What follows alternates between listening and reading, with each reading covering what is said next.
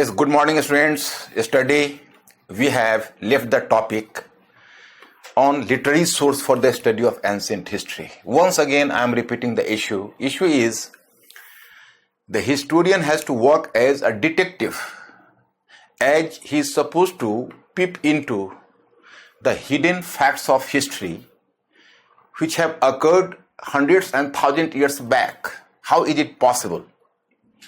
So in the previous class, we have started from sources of study. As I have informed you, the sources of study is the first one topic in your syllabus of ancient history. After finishing this topic, then we have to discuss about two other issues as well. One issue is how did foreigners or foreign travelers move to different parts of India? How did they feel? And how did they recorded their feelings in different texts?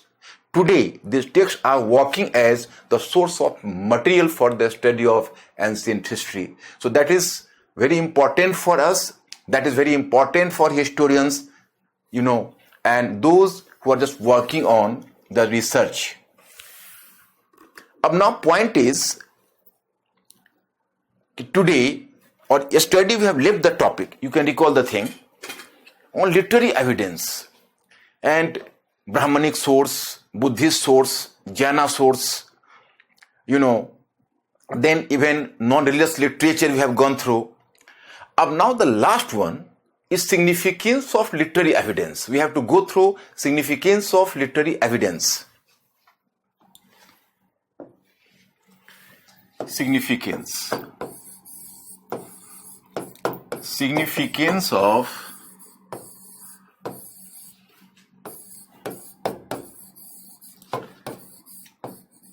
literary evidence.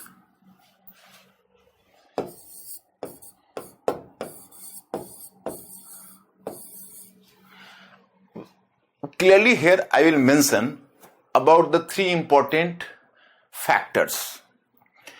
While going through the three important factors, you will be in a position to underline the significance of literary evidence. The first one factor is literary evidence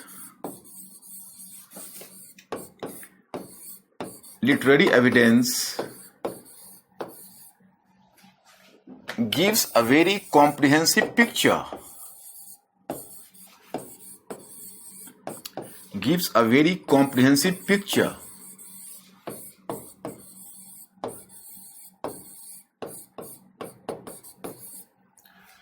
Comprehensive picture of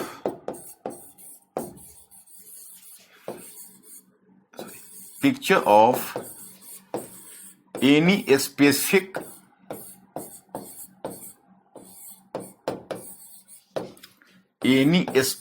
time period.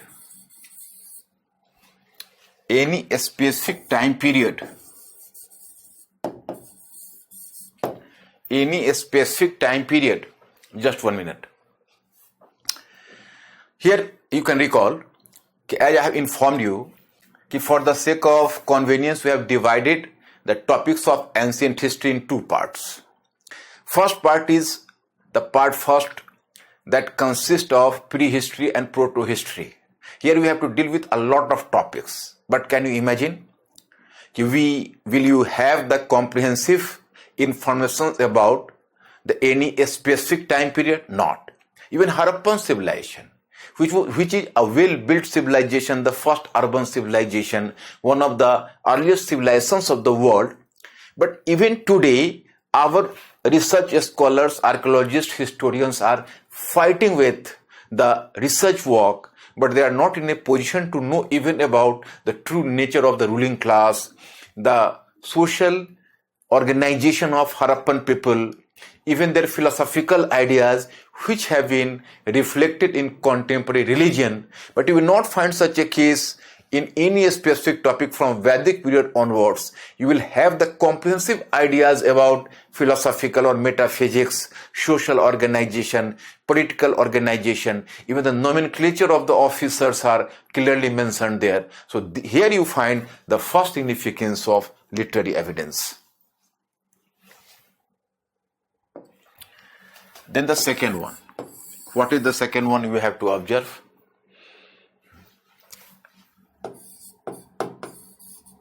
कि literary evidence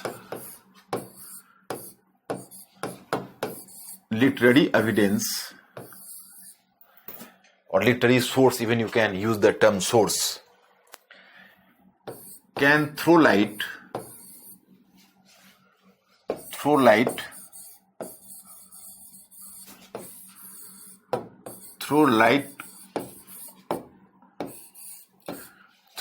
on political structure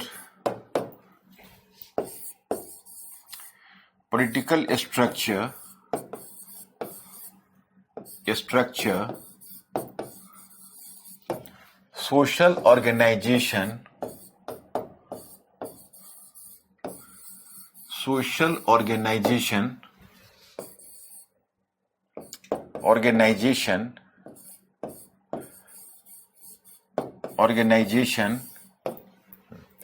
ideology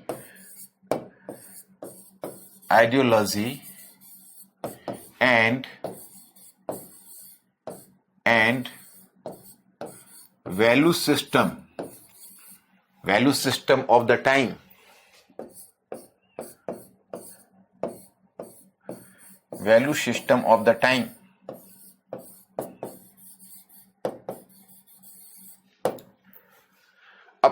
Here, this is the significance of literary evidence.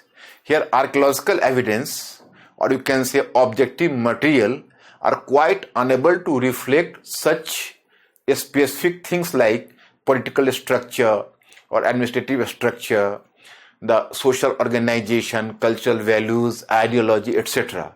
So that is beyond the domain of the archaeological evidence. So in this way, you can underline the second one significance. Then third one,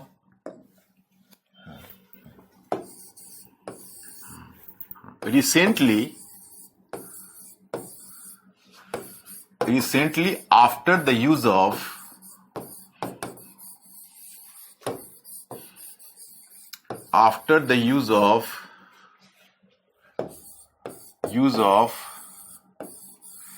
new techniques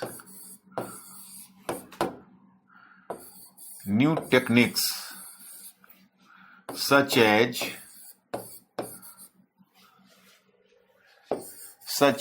computer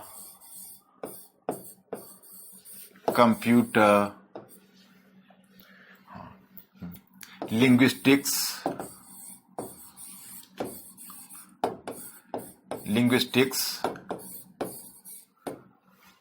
and the method of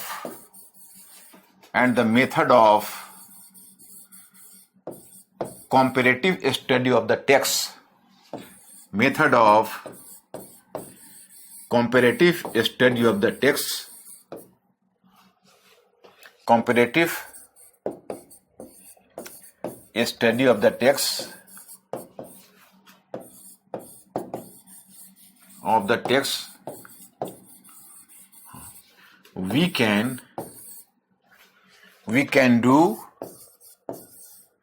can do more efficient use of literary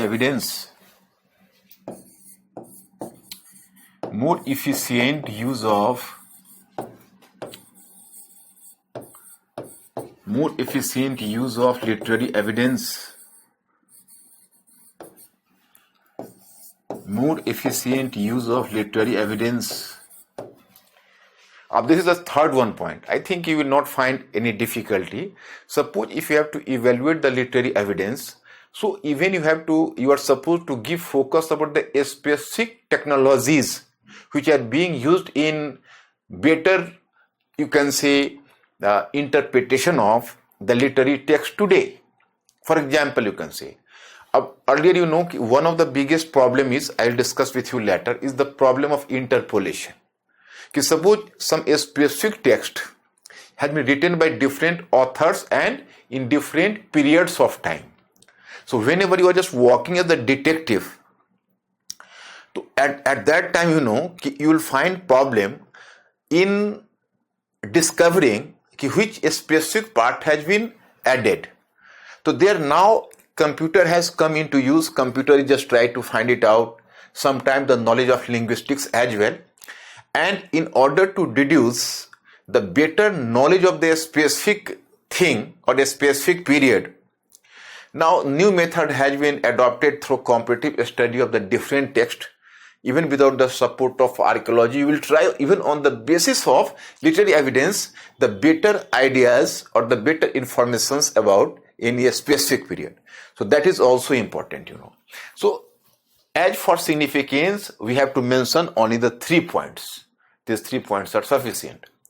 But my students, whenever you are just working as a detective, a historian, so you have to give focus over the limitations part as well.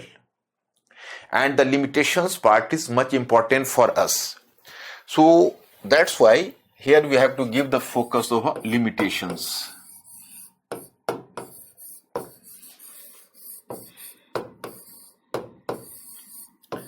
Give the focus over limitations. That's the first limitation you can say. The problem of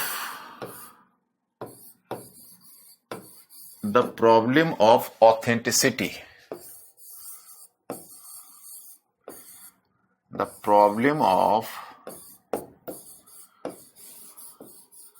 authenticity.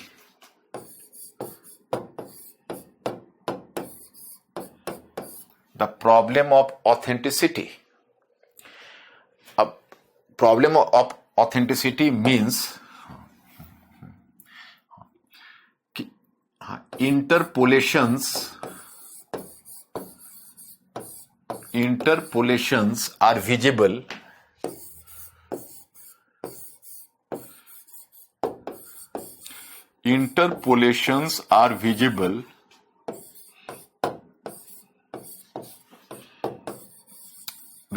in different texts.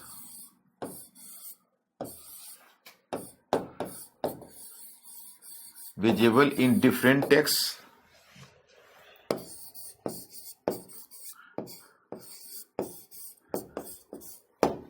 In different texts. What is this point? Authenticity. A problem is that in case of Shruti literature, I have already discussed with you yesterday. But you can imagine about other religious texts as well. For example, you can say you are using Buddhist text, Jaina text, Brahmanic text as the source of study material. But the question is, whenever you just observe the scriptures of different sects, you will come to realize that possibly it is the Buddhist text which has been given written form earlier than others. Buddhist texts are supposed to be compiled in Sri Lanka in 1st century CE. And about the Vedas, they are supposed to be, or Vedas or Vedic literature are supposed to be given a written form for the first time in 11th century. So now the question arises, if you use Vedic period for the study of Vedic period, so what is the interpolation letter? What is the original part? You will find here Prithviraj Chauhan, you might have heard about. And Prithviraj Raso of Chandar Bardai is supposed to be an important contemporary text for understanding of the period of Prithviraj or Rai Pithora. But the basic challenge is that now it is widely believed that although the text has been compiled in 11th century, but this text extended up to 16th century. Means that some interpolations are visible in the text and the latest compilation belongs to 16th century. Now you can very well understand how can you rely the text as the source of study. For example, Harshcharit.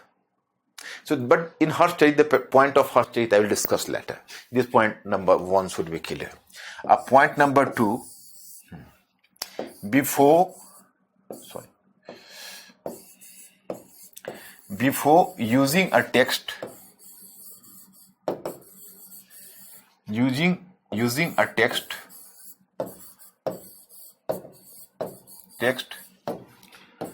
name of the author,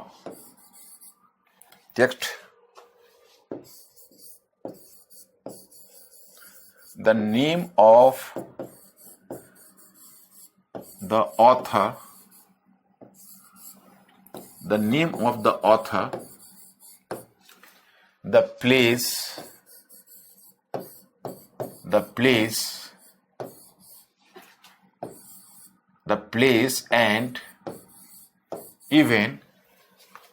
and even the purpose of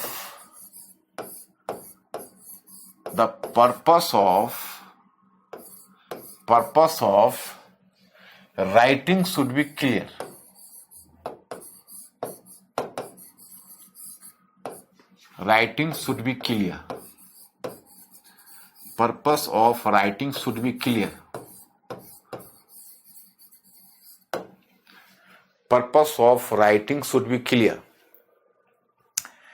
Actually, this is a very important, interesting point.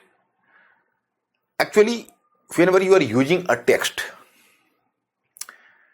you should be clear about the basic intention of the author, the purpose of the author, the place where it has been compiled, and what is the situation under which the particular text has been compiled. You can say how. Suppose if you can here cite the example of PM Modi, PM Modi has to give a speech on Indian economy. If PM Modi is giving such a speech in Gujarat and Bengal, and CM Modi will give the speech in UNO and USA on the same economic policy of India, what do you think? Both would be same. Yet the purpose of PM has completely changed. There he is supposed to entice the investors and capitalists of the world. And here in India, he is seeking the cooperation of the people in fighting against poverty and social and economic ills.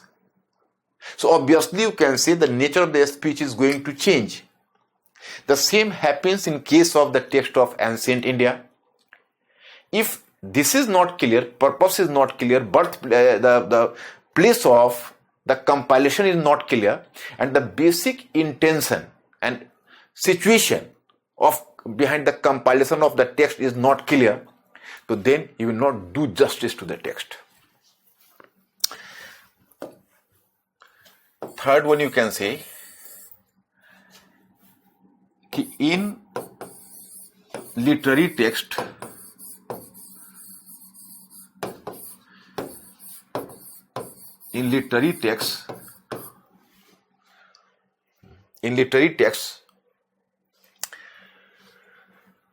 the element of subjectivity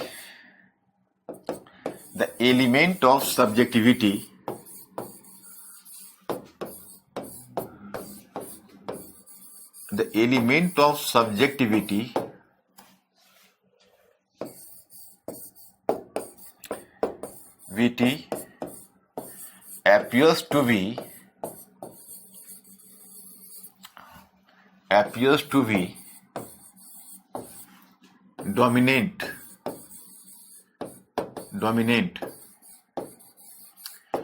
Now what about this point? This point reflects actually the elements of subjectivity is clearly pronounced in the text. You will just compare archaeological evidence.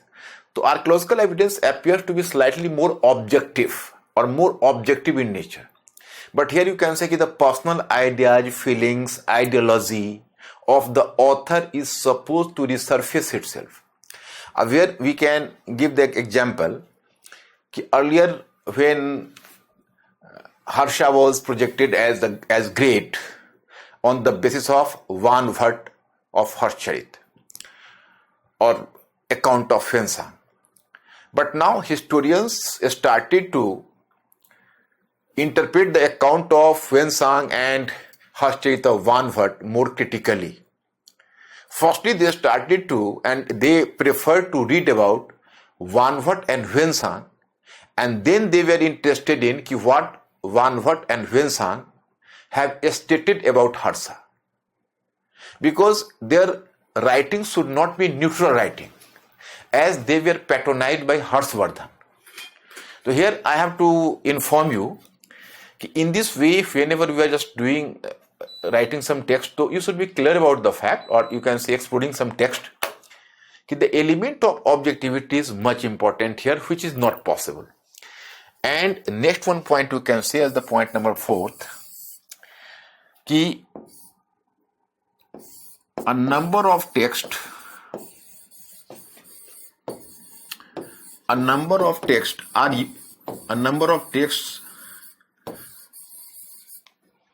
are eulogistic in nature.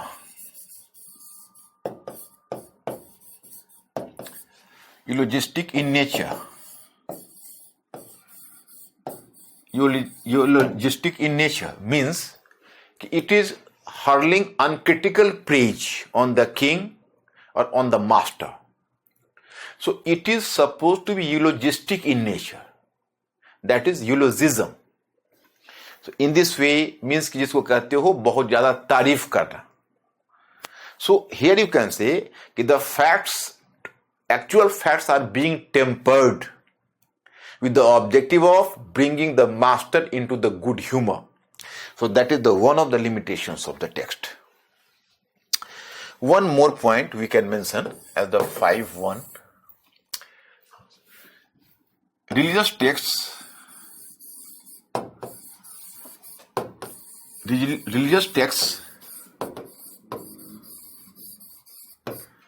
seem to be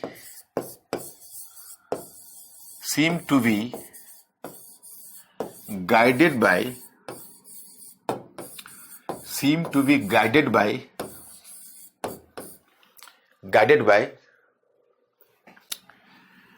religious prejudices. Religious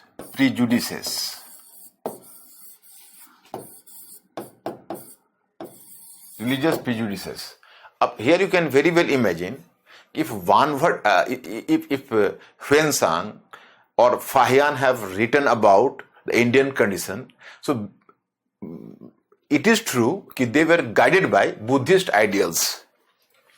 So they were guided by Buddhist ideals, it is quite clear. So likewise some Jaina scholar is writing and under the Jaina conviction, so definitely their vision is supposed to be colored by religious prejudices. So even here you can imagine that facts are being tempered. So my students, while you have to work as your historian has to work as a detective, and in course of the detection he has gathered so many circumstantial evidences, and we have to observe the circumstantial evidences. So my students, while dealing with the topic, you have to be careful about that. Now you may be a bit curious, what is the nature of the question? Once again I am seeking pardon from you, because I have given a long list of literary text. A question arises, you will not devour the text, it is not possible, but I have given you the promise, keep in your mind, whenever you start the part, after finishing the part first, which we have not started, means prehistory and proto-history, we have to move to the part second. In the part second, our story and our chapter will start from Vedic period onwards, and as I have mentioned earlier, we are going to follow a formula. You have to divide history in political, economic, social and cultural. So one of the part of the culture is language and literature. So obviously you can say from Vedic period to early medieval age, we are going to make a different column of literature. So in every chapter you will be familiar with the specific literary text or important text associated with the period. So our structure would be in the manner, whenever you will move from one chapter to another chapter, so you are supposed to digest text about the text clearly. So here you will be definitely beneficial. It is definitely beneficial for you. And I am not perturbed about you. I am confident it is in this course you will automatically digest recollect the names of the important texts. you may be a bit curious about the question, so I'm placing some question before you, and it is in this course I'm also giving a hint ki what should be the specific method of question writing. Up here I can place the question.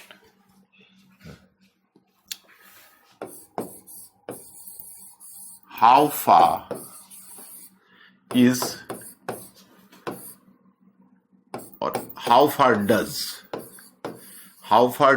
cotillion or shastra, cotillion or shastra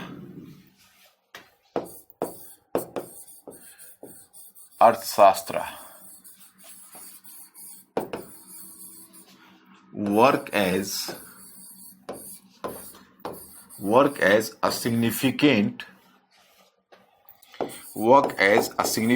source of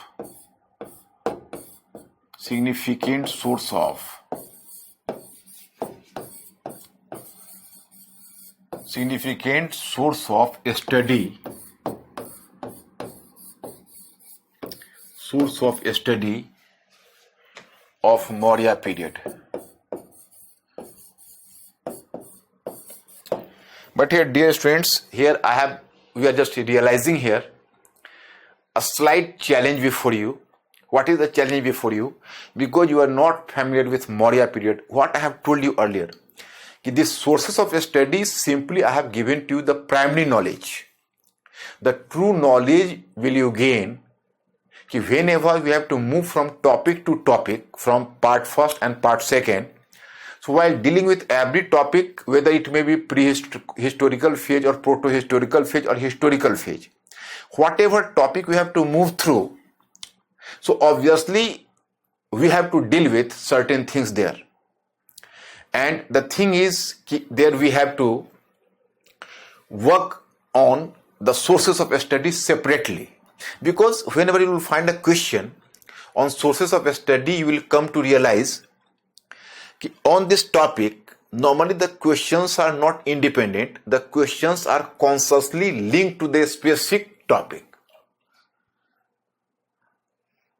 For example, even this year, the question is quite interesting, but I will deal with the question after finishing Indus Valley civilization and Vedic civilization, both. Literature does not know Harappan people and archaeology does not know Vedic people. What a standard question is this? You can very well imagine here. So here you can find here the difficulty. Mark of interrogation should be. And if you are familiar with Maurya period along with Cotillion or Shastra, then you are supposed to be familiar with another contemporary source like Indica of Megasthenes, inscription of Ashoka, Buddhist text, archaeological evidence, all. So whenever you will be familiar with all the sources, only then you can do justice to the question. But you can ask me, then why have we placed the question before you? So simply with the objective that gradually you will learn the art of question writing. Here is the question, how far? Whenever you will just observe the question, firstly try to underline the keywords. How far? How far means to certain extent, but not after that. This is the hint in the question. Sometimes you have to find out the hint of the question. Does Cotillion or Shastra work as a significant source or source? That is our keywords of a study of Mauryas. Yeah, Maurya period you can find. So Mauryas. These are the keywords we are supposed to write. So questions are normally of two types I have discussed with you earlier. Hypothetical question and argumentative question. This question is hypothetical, not hypothetical, argumentative in nature. Means here you have to take the stand how far. So before you start question writing, you are supposed to form the idea. I have told you from where to start the question writing. The first rule is you have to give an introduction and then thesis. And after thesis, rest of the writing should prove the thesis. So suppose if you have to deal with the question, then you can ask me ki how to start the question. It is a very personal thing. A time will come. You will yourself develop the expertise ki how to start the question. You will have the, you can say, better knowledge of Maurya period. You can, and sources of study you can start here. As your first line you can write here.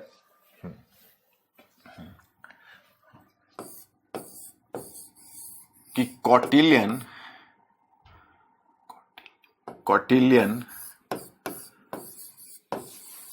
अर्थशास्त्र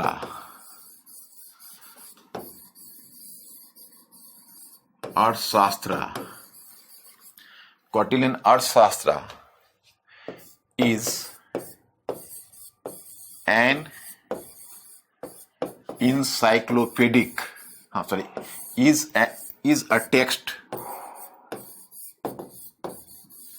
a text of an encyclopedic nature. Encyclopedic nature.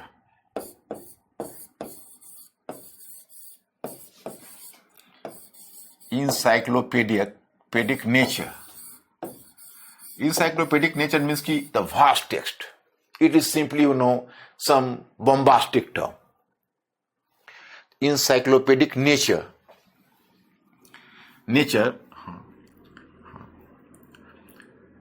which describes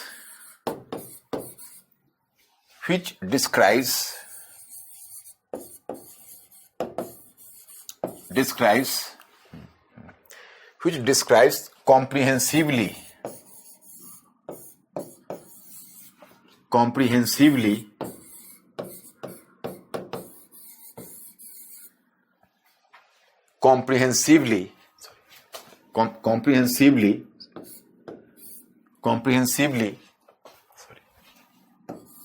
describes comprehensively about political, economic,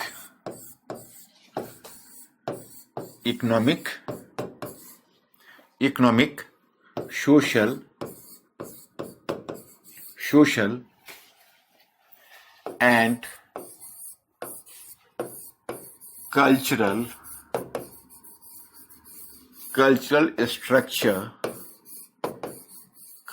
structure of the time.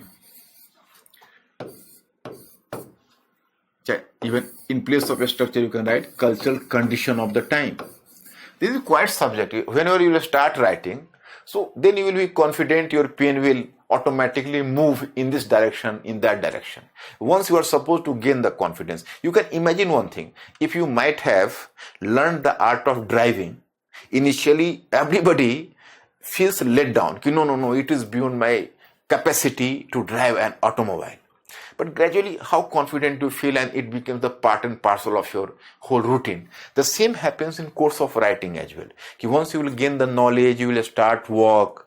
So gradually, you will develop the expertise, and then automatically and confidently. Keep one thing in your mind.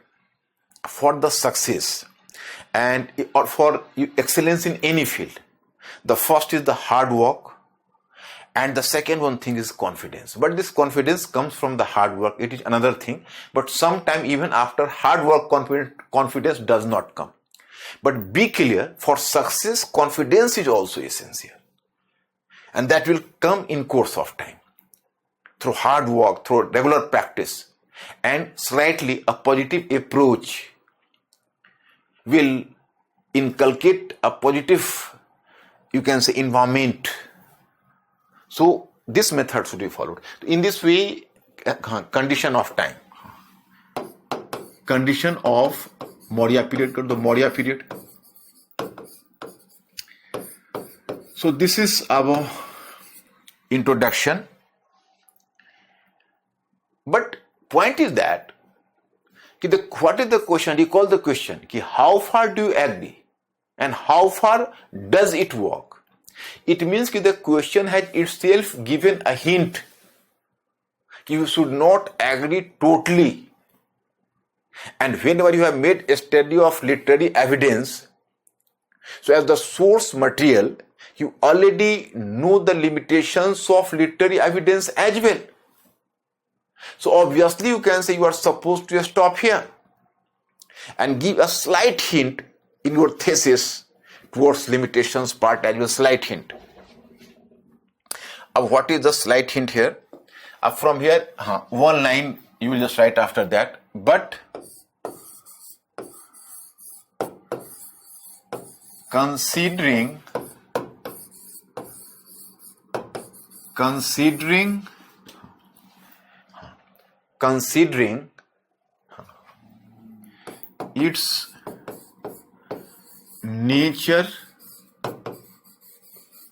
its nature, we need some caution as well,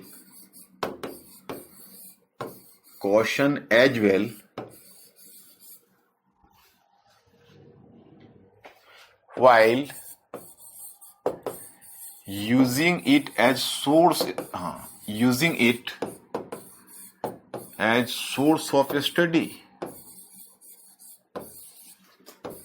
So now you have done you have well begun, so you have half done. Now this is your thesis line. It means you have given a hint to the examiner that the source material Arthashastra is having certain limitations as well, and the limitations should also be considered. After that, because presently you have not gone through Maurya period, so I don't think it is wise to dictate you the whole answer. From here you will change the paragraph, and whenever you will go through Maurya period, so from Kautilyan Arthashastra you will come to know that Kautilyan Arthashastra has focused over the duty of a king, and a king which is much active, like Chandragupta Maurya. Then it has given the comprehensive knowledge of administration, from central administration to local administration. In the field of economy, hardly is any other book compared with Kautilyan Arthashastra except Aine Akbari of Abul Fazl. Such a comprehensive idea it gives about contemporary economy, agriculture, craft, trade, urban life, etc. Likewise, in social field, it has described profusely about Varna system, caste system, condition of human, etc. And it also throws light on the contemporary religion and religious texts, religious sects. Now after that, we will change the paragraph, but here we have to be careful about the fact that Kautilyan Arthashastra is not written in a single period. We find a lot of interpolations in that, because you have to write the answer in 200 words. So that's why you have to be precise here. Apart from that, this text has futuristic in nature. It does not write about the present, rather it is giving a hint towards the future. And furthermore, in Kautilyan Arthashastra somewhere, even Brahmanic prejudices of the author is being expressed or are being expressed. So in this way, you will just give focus over the three limitations, and in the last you can say that's why while using the Arthashastra as source material, we are supposed to corroborate the informations given by it by other sources as well, or through other sources as well. These are Ashokan inscriptions, painted graveware sites. What is painted graveware? Not painted, NBPW, Northern Black Polished Ware sites, Buddhist text, etc. That's all. But you can answer this question after doing Maurya. This is slightly a standard question, you can say. But I am giving you another example at the same Arthashastra. Suppose you will find such a question. Throw light on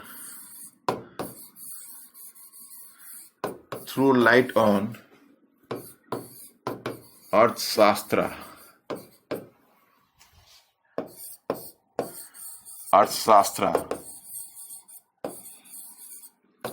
as source of study.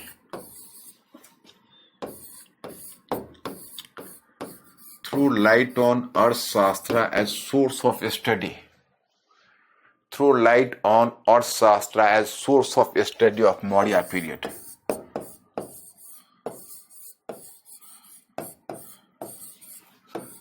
Maurya period. Now imagine how will you manage this question? Very simple question this. It means that the demand of the question is you have not to write over the limitations of the text as the source of study. But this is the very abnormal type of the question. In exam hall you will not find such a question. Because if question verges on some literary text, so the question would definitely expect from you have to develop some critical approach as well, or give some critical ideas as well. So normally this is not the normal type of the question, but suppose if question is in this form, so then you have to simply throw light on the significance, means the positive part of Arthashastra as the source of study.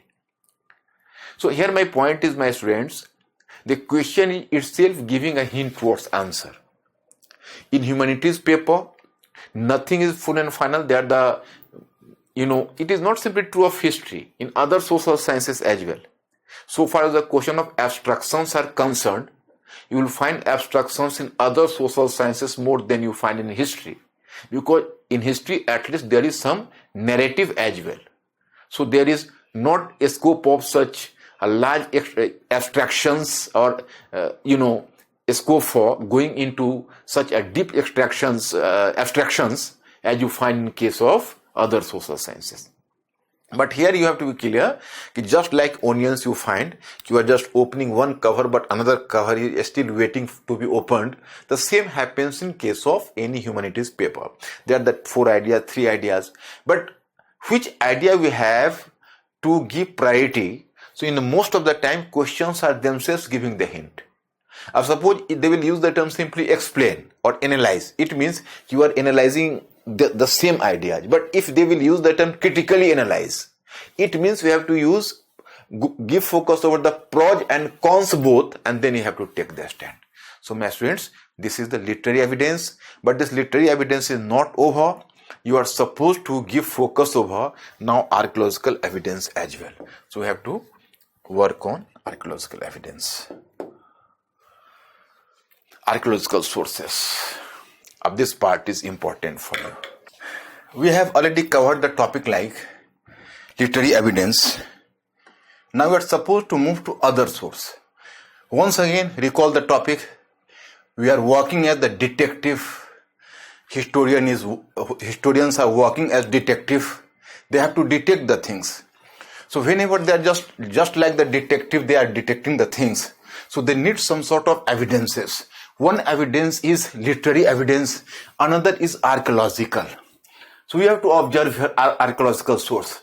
Archaeological sources include those artifacts that had remained buried underneath the earth's surface for hundreds or thousands of years.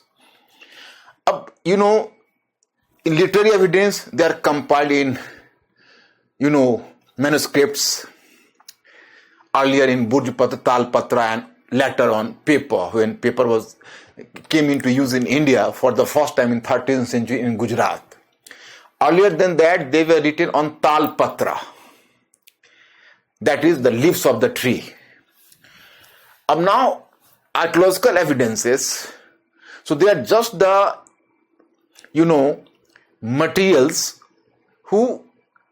which lied buried under the crust of the earth, or they may be even spread and dispersed to the upper crust of the earth as well. And archaeologists or historians are using them as the source material. Here you come to know, discovered through different sorts of excavations and surveys, the systematic study of past with the help of such material remains is called archaeology. Whenever you are using the artifacts, making the basis, you are explaining and interpreting history, so that is known as archaeology. Classification of archaeological evidences. Here observe the classification. This is your third lecture, and the third is the third demo. So whenever you will just, from the fourth one lecture you will go through and regular lecture will start. So I will just provide you PDF form also, but on common that is not available. So that's why for the 3 lectures, initial lectures, I will not provide you the PDF form of PPT. So please, if you have to pause here, you can just note them down. So in this way you can find them out. We have found monds. Monds, you can say कि अब some culture is lying here. Suppose Kalibanga culture, Jhukar culture, Jhangar culture. Sometimes even you can say Banas culture or Ahar culture, Katha culture, Malwa culture. It means that a community of peoples was settled in their specific region and they were using and they maintained a certain standard of living. They were using different tools, different sorts of foods. They were doing cultivation, even animal husbandry, means domestication of animals, and different sorts of crafts were being practiced at that time. They used to spend the time for centuries, 3 centuries, 4 centuries, 5 centuries, and after that they used to be vanished. So in this way you can say that after 3, 4 years, 5 years, their material remains were lying there, and in course of time they used to form a mound. So if you will do the excavation as an archaeologist, you will find the wide view of their life through the mounds.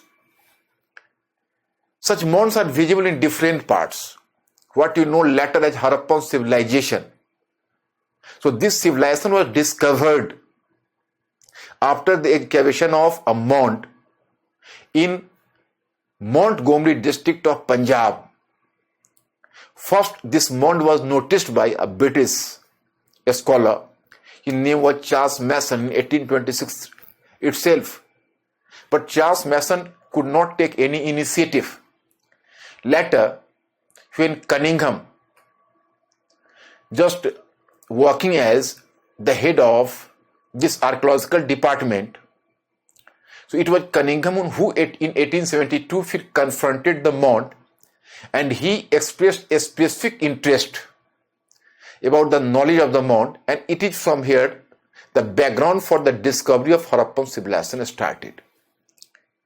We will just observe the mound, likewise tools and artifacts, inscriptions. Tools and artifacts means that such artifacts and tools are visible even at the mounds. People were living there, they were using different types of tools. Later the tools used to be buried, they were later excavated. Then inscriptions were inscribed either on a stone, royal and private inscriptions I will discuss with you, or even sometime on copper plates. Then coins, the use of coins started, I will discuss with you. Sculptures and monuments means, palaces, religious, secular palaces, or the religious monuments like temples, viharas, chaityas, etc. So all are working as the source material, Now mounds. I have just made you familiar with the mounds, what the mounds where the material remains. But keep in your mind that mounds could have been the 2 types. One type of mound you can say monocultural. Suppose a single one culture originated there, developed there, and then the culture declined. So that is monocultural mound. But simultaneously you can find even multicultural mounds as well. Means that one culture remained there, it remained for 4 to 5 centuries. After that it declined. People vacated the place. Then some new group of people came at the place. They developed a new culture at their debris. So in this way, the old culture was overshadowed by a new culture, and then there is some sort of stratification, or a stratification appeared between the old and the new culture, and sometimes 3 to 4 cultures are stratified at a single place. So that is multicultural mound, In archaeology, it is a quite interesting thing. And A culture is developed with the evolution of unique subsistence pattern. Therefore, successive cultures are found. I have given you the information here. You can use it about the successive cultures I have mentioned about. You can give focus over this slide. Archaeological mounds have following importance in the field of archaeology. We will just excavate them. So you find sometime there are the two types of excavations which I have to discuss with you later. One is called vertical excavation, another is horizontal excavation, but I will discuss about thing later. Inscriptions. Inscriptions, I have told you, in fact, if someone is going to ask you which is the earliest inscription in India, you will definitely quote the name of Harappan inscriptions. And these inscriptions were inscribed on a stone. Sometimes even in prelims you can find the question, the earliest inscriptions of India have been inscribed on choice A, stone, choice B, copper plate, choice C, on wooden structure, whatever may be. To be clear, the use of copper for inscribing inscriptions that started from early Christian century, but earlier inscriptions were on a stone, Harappan inscription. But unfortunately, Harappan inscriptions could not be deciphered. So the first deciphered inscription in India is Ashokan inscription, which were written in Brahmi script. So there you can say, for the sake of convenience, we can divide inscriptions in two parts: the royal inscriptions and the private inscriptions. Inscriptions written by the non-royal individuals. So among the royal inscriptions, you can say that is some type of inscriptions that is written on a stone. Our royal inscriptions I have mentioned about. Among the royal inscriptions, as the earliest inscriptions you will be familiar with, Ashokan inscriptions. After that, whenever you will move from chapter to chapter, about inscriptions you have not to be perturbed.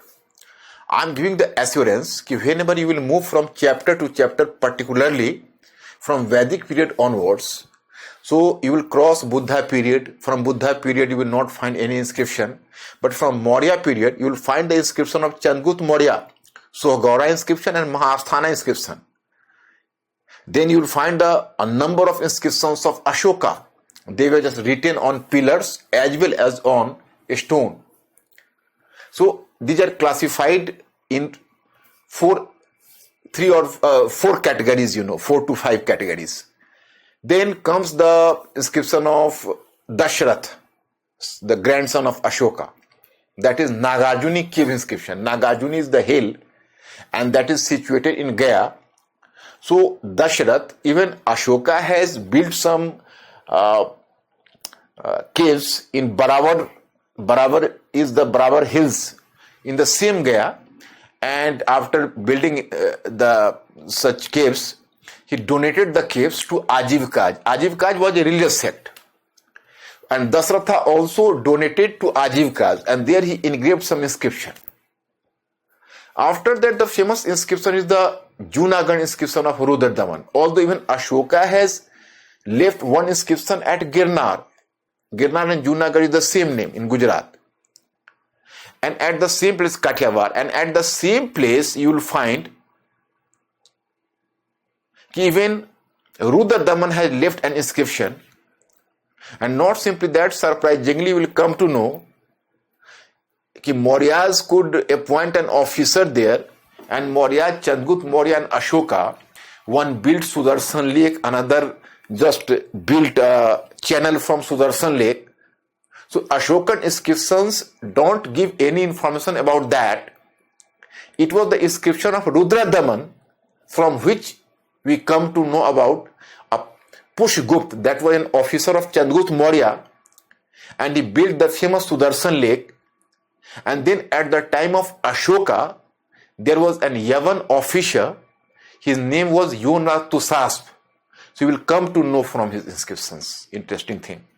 And then you can say Hathi Gumpa inscription of, and later you can say inscriptions are going to be more and more eulogistic in nature. For example, the Allahabad inscription of Samudragupta. Samudragupta has been compared at 4 important gods of the time.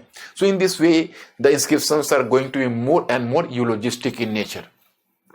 Then comes, after Ashokan, and then Kharvela Hathi Gumpa inscriptions, you can observe here. Hathi Gumpa inscriptions, Samudragupta, Allahabad inscriptions, all informations have been given here about the inscriptions. Then the private inscriptions. Private inscriptions means that the individual persons inscribed the inscriptions. Either they were inscribed on the temple, suppose some private person has built some temple, so they have inscribed the inscription in commemoration of his work. Likewise, you can say that the donations were given to Brahmanas and Buddhist monks. So they were the royal donations as well and the private donations as well. So normally the donations were inscribed on copper plates. They were known as copper plates. That was some sort of right, or you can say documents. They are just used as the documents of ownership. So actually, although they were the religious grants, but at the time of the giving grant, the grantees used to mention the different things, and the things are important even from the viewpoint of political, economic and social condition of the time. So these inscriptions could work as the source of study material as well. So even from this point, these are important. Coins. The history of coins in India starts from where? The history of coins from India starts from normally 5th century BCE. And the earliest coins in India is what coins? The earliest coins in India is the punch mark coins. They were known as punch mark coins. So in fact, these coins were made of silver and copper, and the names of not names of nobody, but there were the different figures were engraved on the coins.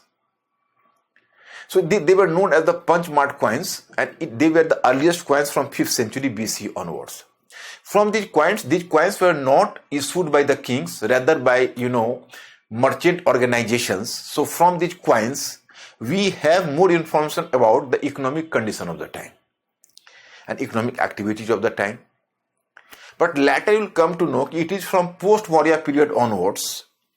There was firstly the Indo-Greek kings. Indo-Greek kings were the first kings in India. Later presently you will find the problem, because I am moving from topic to topic and giving reference from the whole of ancient India. You have not so far covered ancient India. It is the first one topic. That's why I have sought pardon. Whenever you will cover the part first and part second, all the names, all important events would automatically be, because if you will have any impatience, please recall my diagram. The political, economic, social and cultural, I will give you the knowledge of changes. You can say in so neatly and cleanly. I think you will not find a problem. Either maybe there is the dynastic history, administrative history, economic history, social history. You will already underline the changes. And to underline the changes is the best method for recollecting the things. So here my point is, that's why here I am just giving you the emphasis, punch mark coins. But Indo-Greek kings were the first kings who issued the coins in the name of the kings. And we are based on the study of coins for the study of Indo-Greek dynasty. It is from the coins we come to know the Indo-Greek kings from 2 dynasties, total 30 Indo-Greek kings ruled in India at that time. They even issued the coins in the name of the kings. The same happens in case of Shakaj, Kushanaj, etc. Now, apart from the name of the king, even the name of the gods who were being worshipped by the particular kings, they were also engraved on coins. So coins became the means for the study of different things. From coins you will come to know about the political history, because name of the kings, the name of the dynasties, Sometimes through coins, we are also making chronology of the kings clear. If you will find the spread of coins in the particular region, you can imagine that this is the boundary of his state. So political history as well. Then the number of coins is giving us the idea. Then Kushana. Then you find the availability of coins in the particular region is giving a hint towards the economic condition of the time. You will observe even the purity of the metal in coins. So that is giving some hint towards the development of metallurgy as well. The name of the gods inscribed on the coins just reflected the religious ideas of the time as well. So coins became the means for gaining the various sorts of knowledge at that time. So that is important from the viewpoint of source material. The system Mauryan period, you find why Kushanas, Gupta, this is the regions why these coins are considered as an important source of political information. Normally the quantity, quality and extent of the usage of coins are considered as credible measures of economic prosperity of any state. So here you can observe here, I have given about the significance and the use of the coins. So please give focus over that. Now, once again, you are moving further. The name of the kings and the dynasties. Kushanas coins recovered over large areas from Central Asia to India have nearly 35 gods. We come to know about, actually, I'll discuss with you in the regular class in post-Maurya period, at least one question about Kushanas and one question from Satvahana in 2 different years have been asked based on coins. But here we cannot solve this question. I will teach you post-Maurya period, and along with the period I will deal with the questions. I will be cautious enough that no important questions should be left in discussion. And on every week we will have some discussion with you, so then the things would be more clear. Then Kushana coins recovered over a large area from central India. Of tools and artifacts. So right from tools and artifacts, right from prehistorical phase or Paleolithic phase, Mesolithic phase, Neolithic phase, Harappan civilization, till part second one, from tools you will come to know about the economic activities of the people, the artistic activities of the people. So in this way, even the tools are the important means for the knowledge of the time. Likewise, you can say even the artifacts, just like the architecture and monuments.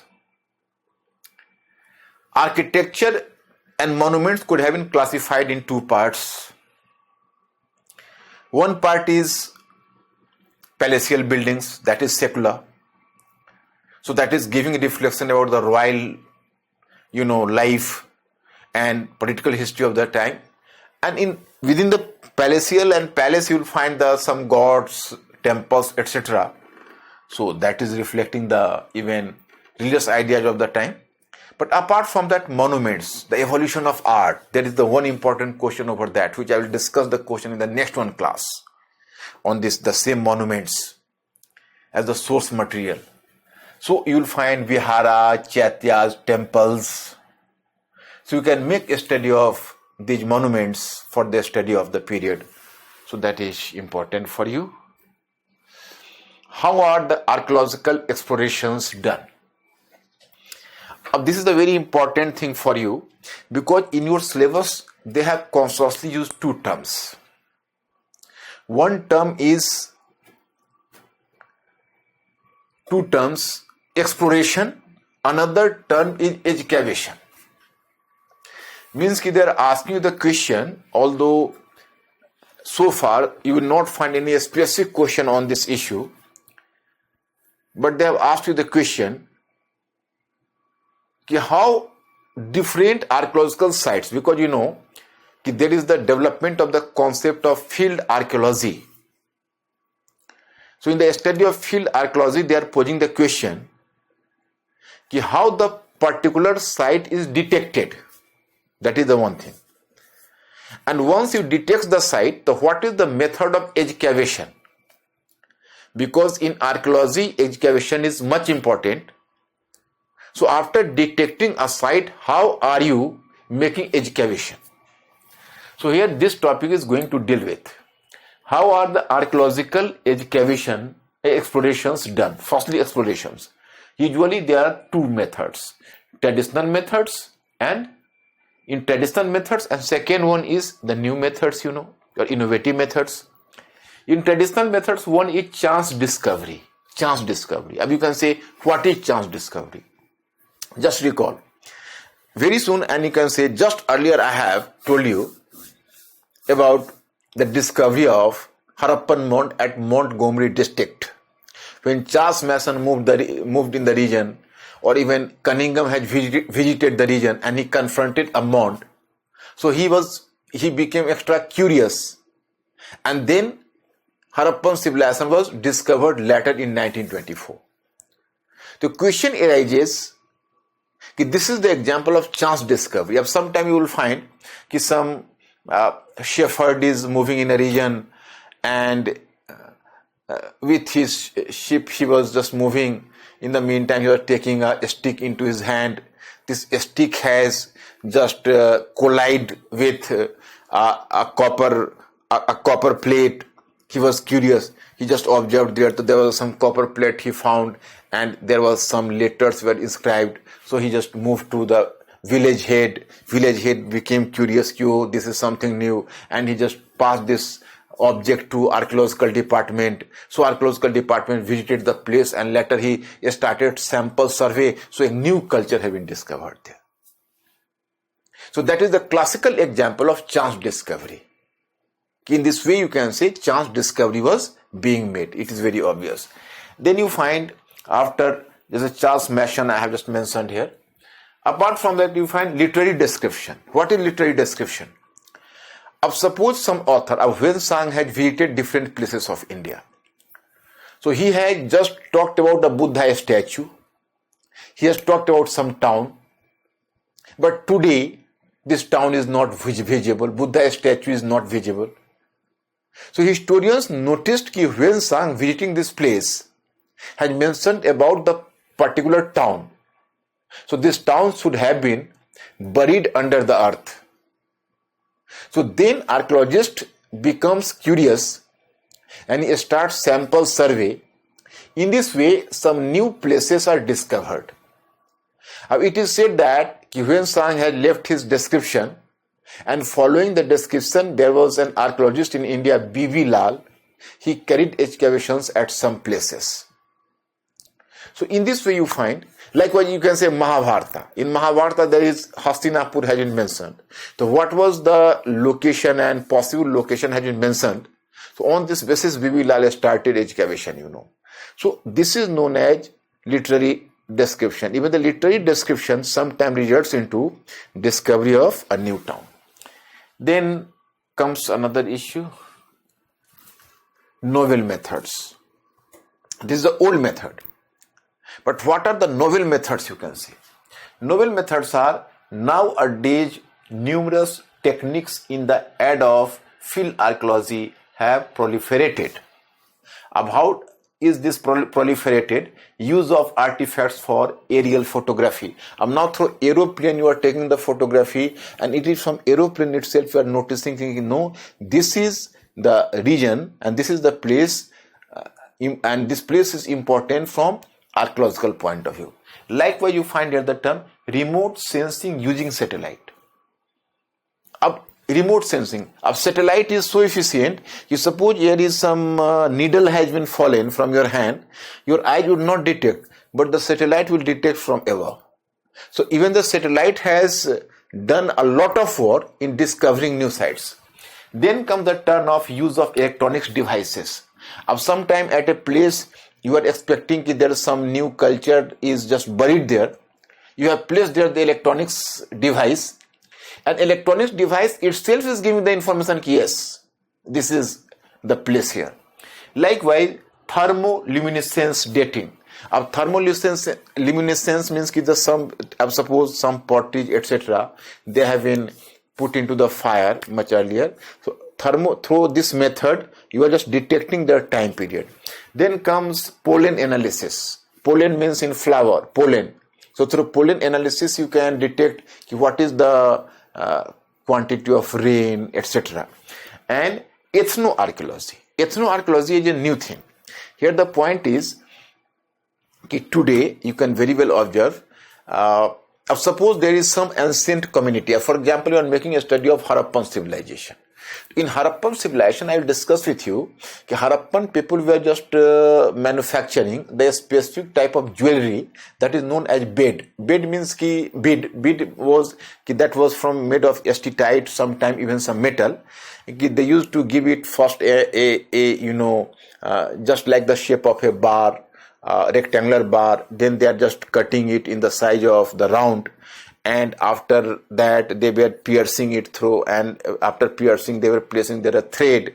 So it is just like a necklace they were wearing in the neck. So this is known as bead. So they were the bead makers at that time at Chanhu Daro in Gujarat, the place Lothal in Gujarat. So bead making was the important economic activities at that time, at the time of Harappan civilization. But the same bead making you find even today in Gujarat. So even at that time there was a tribal community which was associated with bead making. Even today you find that there is some tribal community which is associated with bead making. So through making a study of the bead makers today, sometimes historians try to detect how the old bead makers at that time used to live, and what were their what was their social organization, how did they behave with each other, what was their subsistence pattern. So in this way, my students, that is called ethnoarchaeology. So today that's all, and I will finish this topic tomorrow in the next class, whatever, and then I will just give you certain questions and you will do the practice work on the questions, and then you will move to the second one issue. How did the foreign travelers observe India? How did they feel, and how did they record their observation in different text? And how does the text work as, how does the text work as the source material for the study of ancient India? So my students, have patience. Whenever you will move from chapter to chapter, everything would be clear, and in this course you will develop the method of question writing as well. Thank you very much.